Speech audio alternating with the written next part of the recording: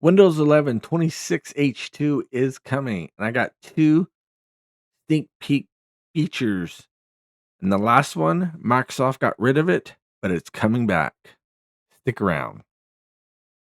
So the first sneak peek feature update is involving Windows updates. So, well, let's open Windows Update. So here, currently, you can pause updates by weeks. Okay, you can pause it for 1 week up to 5 weeks. Currently, right now. Well, in 26H2, they removed weeks and they added something different. Let me show you. So here, you can pick a date.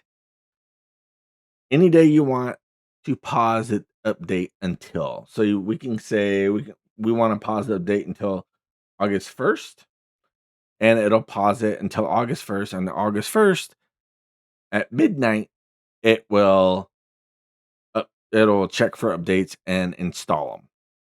Pretty cool. So that's the first sneak peek. The second sneak peek feature update is huge. Everyone wants it back. Microsoft got rid of it and it's coming back. Let's go check it out. We're going to open System and then Personalization. Then we're going to go down to Taskbar. Then we're going to go down to Taskbar Behaviors. And here it is. Taskbar Positions. It's coming back.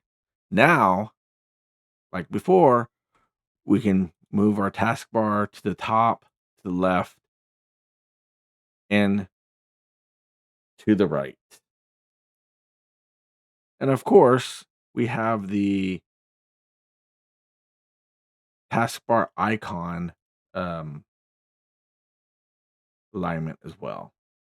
Top and center. That is it for the sneak peek features.